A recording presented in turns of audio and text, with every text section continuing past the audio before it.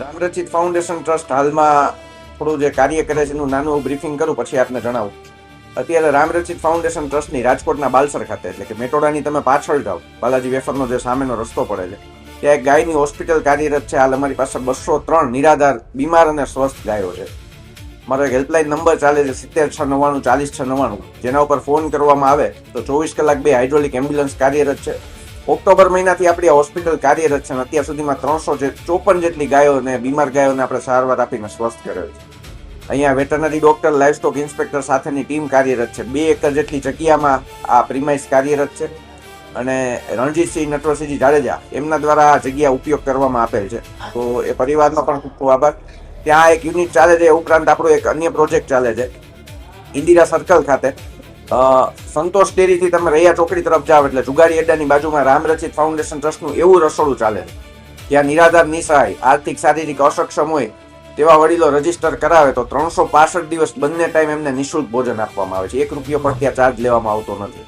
હાલ અત્યારે ત્યાં 277 જેટલા વડીલો નિયમિત ભોજન લઈ રહ્યા છે. એ ઉપરાંત છેલ્લા 3 વર્ષથી આપણી એક ટિફિન સેવા ચાલે છે, જેમાં બેડ રિડન વડીલો હોય તો એને દૈનિક એના ઘરે આપણે ભોજન પહોંચાડીએ છીએ. એ સેવા પણ અત્યારે ચાલુ છે અને આ ભોજનાલય પણ ચાલુ છે. એ ઉપરાંત રાજકોટ બહારના શ્વાનોને ભોજન કરાવવા માટે 3 રિક્ષા ચાલે છે. રોજના 750 થી 800 શ્વાનો, 90 લીટર જેટલું દૂધ, 3500 જેટલી રોટલીનો ઉપયોગ કરીને આપણે ભોજન કરાવીએ.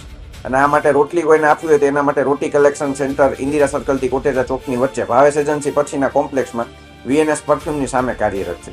અને પાણીનું એક ટેન્કર સમગ્ર ઉનાળા દરમિયાન અમે ચલાવ્યું, જેના દ્વારા 212 જેટલા આવેડા દૈનિક ભરવામાં આવતા.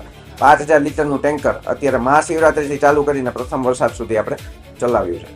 આજની પ્રેસ કોન્ફરન્સનો મુખ્ય ઉદ્દેશ્ય એ છે કે આપણે એક કાઉ ટુરિઝમ, જે ગૌતીર્થ બાલસર ખાતે ડેવલપ કરવા જઈ રહ્યા છીએ, કે જ્યાં કોઈનો જન્મદિવસ હોય, શુભ પ્રસંગો છે, અથવા જ્યારે આપણો સ્પેર ટાઈમ છે, ફ્રી ટાઈમ છે અને આપણે ગાયોના સાનિધ્યમાં જો એ ટાઈમ પસાર કરવો છે તો ત્યાં સરસ મજાની વ્યવસ્થા થઈ શકે. હિંચકા છે અને અન્ય જે કંઈ પણ ગ્રામીણ સંસ્કૃતિને આપણે આગળ લાવી શકીએ એવી વ્યવસ્થા અને ભોજન વ્યવસ્થા થઈ શકે એ પ્રકારનું આયોજન આપણે કરવા જઈ રહ્યા છીએ. અત્યારે પ્રોજેક્ટ ચાલુ કરીશું અને 1 નવેમ્બર એટલે 8 નવેમ્બરના દિવસે દિવાળી છે, તો 1 નવેમ્બરથી આ જે ત્યાં પ્રોજેક્ટ છે ત્યાં ઉપયોગમાં આપણે લઈ શકીશું, પબ્લિક વિઝિટ કરી શકશે.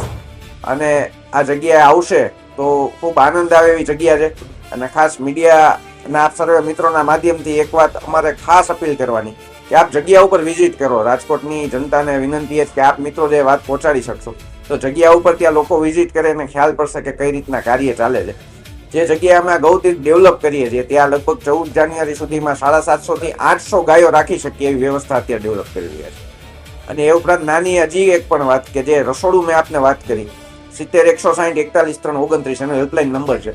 એમાં ફોન કરીને ખાસ વડીલો સુધી આ નંબર પહોંચે, વડીલો અમારા સુધી પહોંચે ને વધુ વડીલોને ત્યાં ભોજન કરાવીએ. રોજની 500 વડીલોની ત્યાં ક્ષમતા છે, તો 277 80 ચાલે છે, 220 વડીલોને આપણે લઈ શકીએ એમ. તો વડીલો સુધી આ નંબર પહોંચે. ને ખાસ હેતુ આજનો કે ગૌતીર્થ જે કાઉ ટુરિઝમ છે એને પ્રમોટ કરીએ અને ત્યાં લોકો આવતા થાય, પોતાનો સ્પેર ટાઈમ, સારા પ્રસંગો છે, બાલસર ખાતે રામરચિત ફાઉન્ડેશન ટ્રસ્ટ એની જે ગાયની હોસ્પિટલ છે ત્યાં આવી અને ઉજવે. આના માટેનું જ ખાસ આયોજન.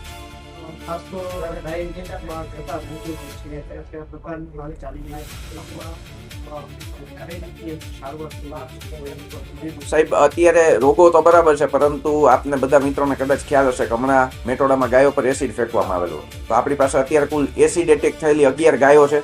એ ઉપરાંત શિંગડાના કેન્સર હોય, પેટમાં પ્લાસ્ટિક ફસાઈ ગયું હોય તો ઓપરેશન કરીને કાઢીએ તો લગભગ 50 કિલો જેટલું પ્લાસ્ટિક નીકળે છે. એ ઉપરાંત આંખ ફૂટી ગઈ હોય, આંચળમાં ફાઇબ્રોસિસ થયેલું હોય, ટ્યુમર થઈ ગયું હોય, ફ્રેક્ચર થયેલા હોય, તો આવા અનેક વિવિધ પ્રકારના કેસીસ આપણી પાસે આવે છે અને ત્યાં એની સારવાર થઈ રહી છે. ખાસ એક વસ્તુનો અહીંયા એ પણ ઉલ્લેખ કરીશ કે આધુનિક ઓપરેશન થિયેટર છે. જે રીતના માણસો માટેનું ઓપરેશન થિયેટર હોય એ જ પ્રકારનું operation theatre, operation stage, lighting અને CBC મશીન, રક્ત પરીક્ષણ કરી શકીએ એવી તમામ ઇન્ડોર ફેસિલિટી ત્યાં આપણે આપીએ છીએ.